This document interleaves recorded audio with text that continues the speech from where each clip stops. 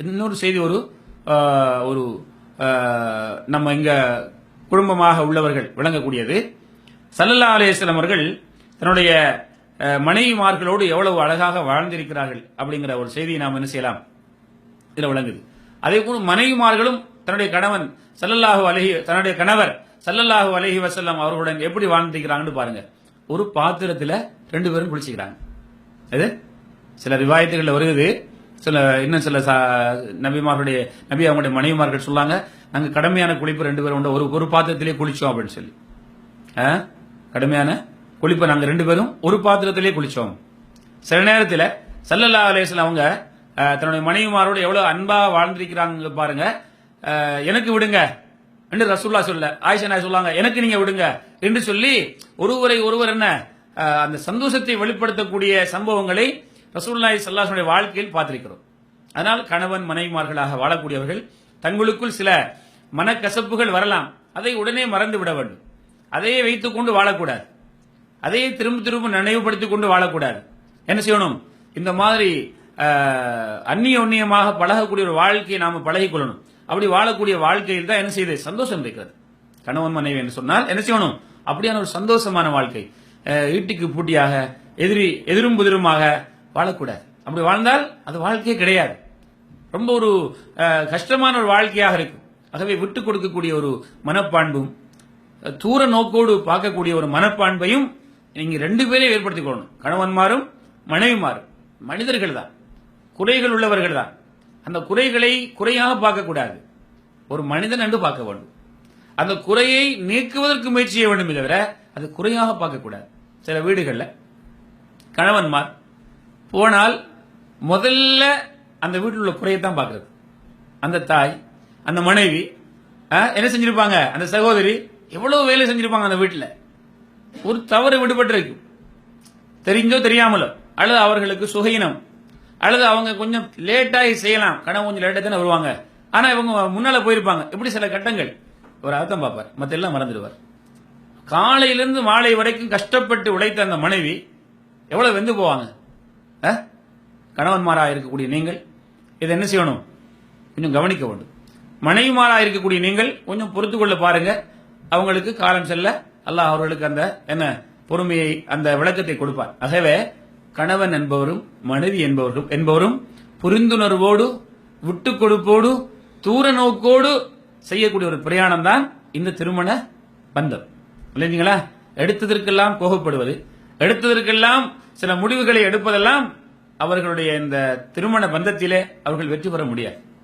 இன்னொன்றையும் விளங்கிக் கொள்ளுங்கள், அடிக்கடி நீங்கள் உங்களுக்குள் பேசக்கூடிய இந்த வார்த்தைகளை உங்களுடைய பிள்ளைகள் என்ன செய்யறாங்க, பதிந்து வைக்கிறார்கள் என்பதை மறந்துவிட வேண்டாம்.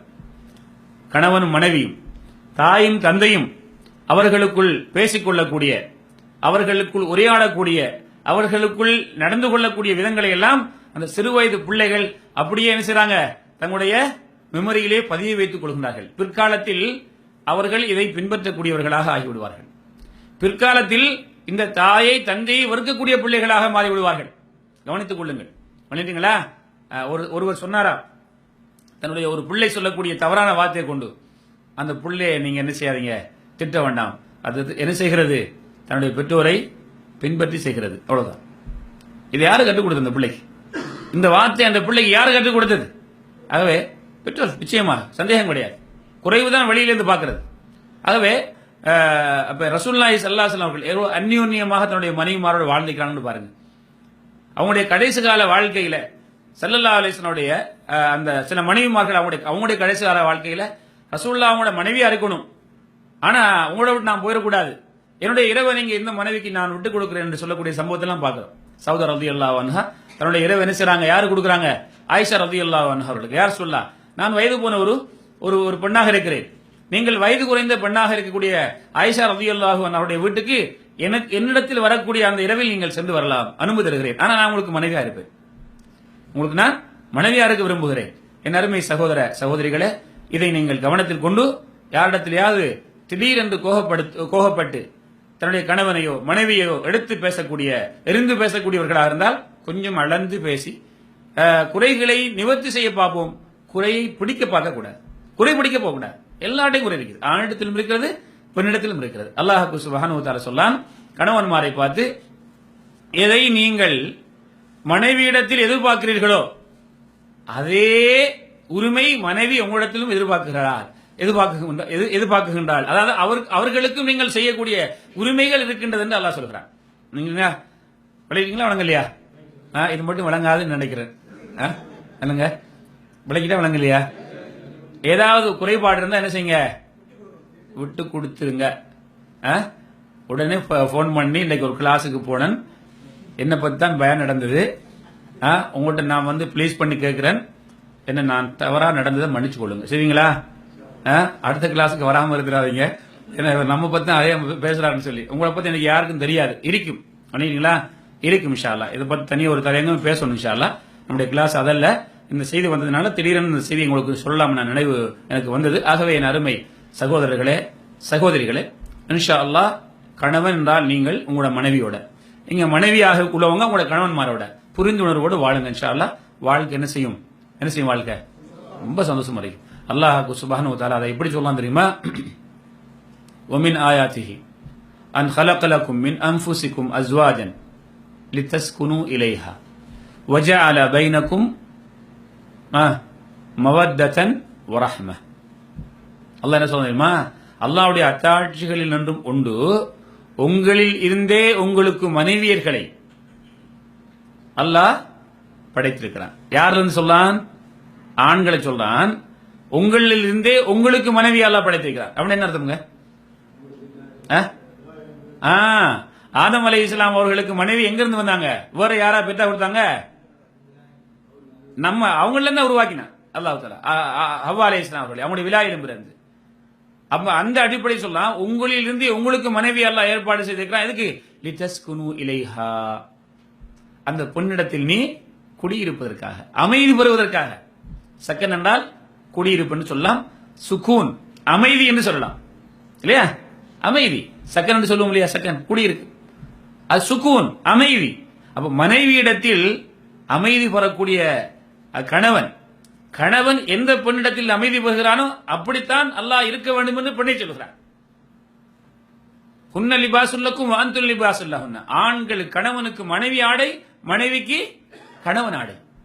ஆடையை கொண்டு உடையை மறைக்கிறோம், அவயவங்களை மறைக்கிறோம், ஒருவர் மறைப்பவர்கள்.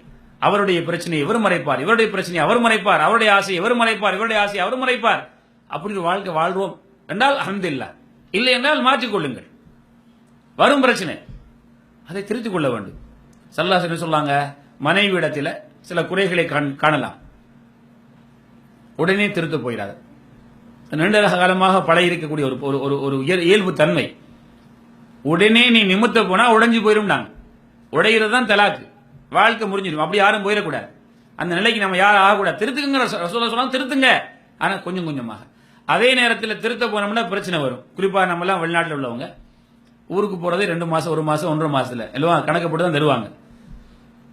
சொந்த ஊருக்கு போறதுக்கே விசா வாங்கிட்டு போறோம், அதுவும் கட்டு பிச்சை போட்டு ஒரு 10 நாள் 5 நாள் கூடி தருவாங்க. இப்ப போய் ஊர்ல போய் இதுக்குள்ள நாம என்னத்தை திருத்த, இந்த 2.5 மாசத்துக்குள்ள இருக்கிறமா இருக்கட்டும் அப்படின்னு நினைச்சிடாதீங்க. ரசூலுல்லாஹி ஸல்லல்லாஹு அலைஹி வஸல்லம் சொன்னாங்க, விட்டீங்கன்னா வளைவு கூட்டிக்கிட்டே போகும். வளைவோடு வாழக்கூடாது. அப்ப திருத்தவும் பாருங்க, ஒரே அடிலையும் திருத்தாதீங்க. ரசூலுல்லாஹி சொன்னாங்க பாருங்க, குறை இருக்கலாம், ஆண்லையும் இருக்கலாம், பெண்லையும் இருக்கலாம், ஆனா அதை என்ன செய்யுங்க, திருத்த பாருங்க. குறை பிடிக்க போக வேண்டாம். திருத்துறதுக்கும் குறை பிடிக்கிறதுக்கும் ஒரு வித்தியாசம் இருக்கிறது. அப்ப ஏசிக்கிட்டே இருக்கிறது, குறை சொல்லிக்கொண்டே இருக்கிறது. அப்ப அந்த மனைவி என்ன செய்வாள்? வெறுத்து போயிடுவாள், அந்த கணவன் வெறுத்து போய் விடுவான். குறைகளை கண்டால் திருத்துங்கள், நாசுக்காக திருத்துங்கள், கொஞ்சம் கொஞ்சமாக திருத்துங்கள், திருத்தாமலும் விட்டுவிட வேண்டாம்.